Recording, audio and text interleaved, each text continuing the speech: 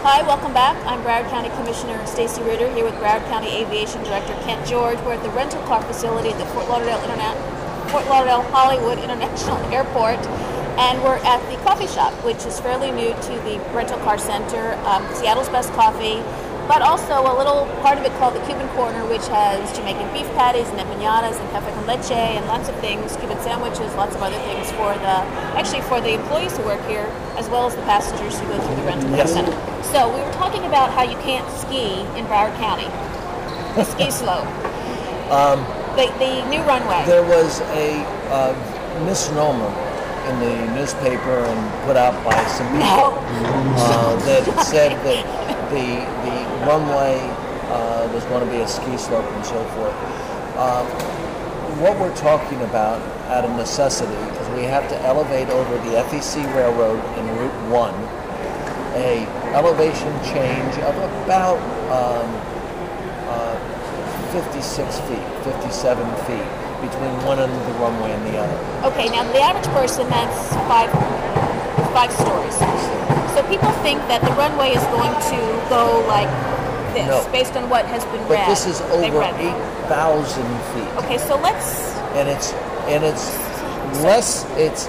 one-third the amount of what a wheelchair ramp is. Okay, so you're looking. So if you're looking at a handicap ramp, the tilt on our runway, tilting, is that the right? And that's a lay term.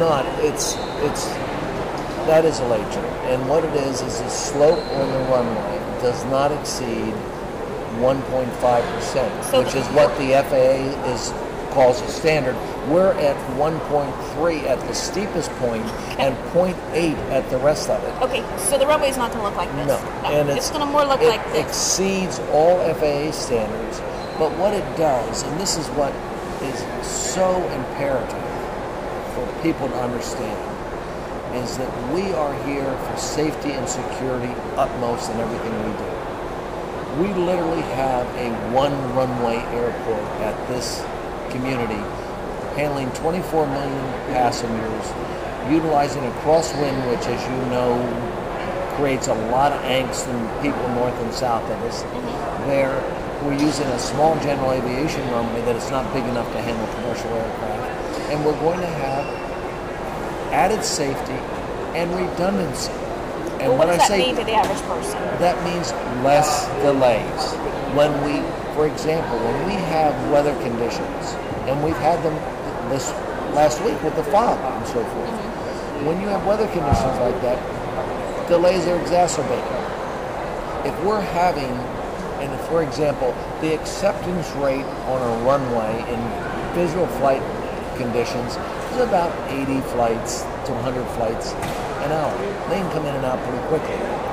During instrument conditions, you're down to about 35. Which is what happens when you have fog and so forth. Weather. And that's over 3% of the time here. Which is a lot? It's compared to most airports, it's small. Okay. But you take 3% of the time, that's 90,000 operations. Which is a lot. Okay. We get into that, and so we're doing the runway, and then what else we're doing. Well, let's talk about the cost of the runway. Okay. And how many people we're going to employ here in Broward County before we get to the land side.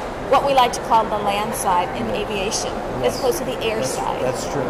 What we're approaching in the runway construction is approximately 10,980 employees during the next 3.5 to 4 years.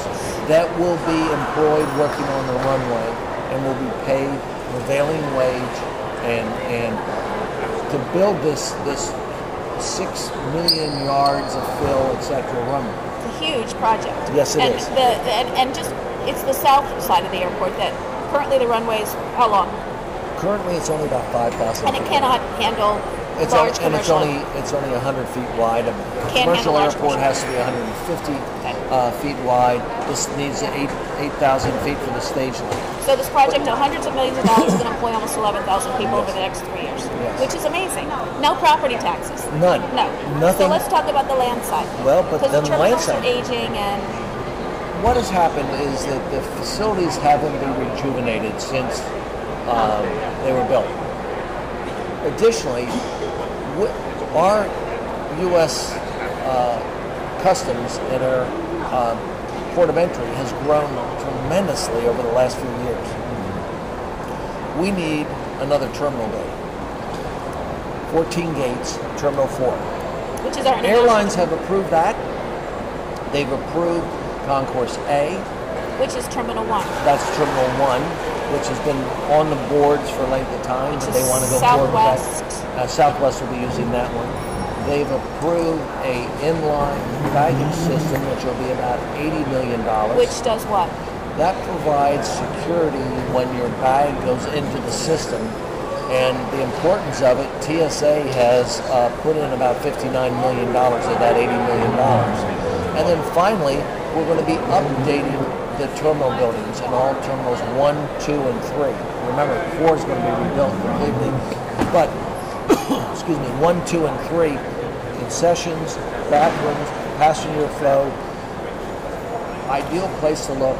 Terminal 3, the new checkpoint.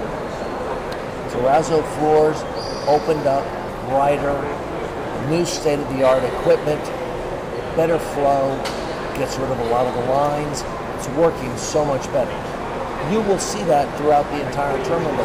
Terrazzo floors to get things going better instead of carpet. Carpet in Florida, you got to change it every so many years because of humidity and everything else, and it's just not as clean and we can't as bright and cheerful as we can with terrazzo. So all of these things, the county commissioners have said, let's get this done. Let's not wait, and they're going to provide jobs. It's going to provide a new entrance and exit to our community. And whether you're business or the discretionary traveler, we are the airport of choice for domestic in South Florida. And we should be, because we're much easier to get in and out of than other airports to our south. Much more efficient. All right, well, that's it for this edition of Coffee with Stacy with Broward County Aviation Director Kent George. Thank you so much for being here at the Seattle's Best Coffee shop, Seattle's Best Coffee / Cuban Corner at the coffee shop at the Rental Car Center. I hope that this has informed the viewer about what is actually going on here at the Lauderdale-Hollywood International Airport, because what is going on here, in truth, is not necessarily what you might have heard is going on. And if you have any questions, you can always call me at 954-357-7003 or email me at sritter@broward.org and follow me on Twitter at Stacy Ritter. Thanks so much for being here this morning. We're going to finish our coffee. Yes. Everybody have a good day. Thank you.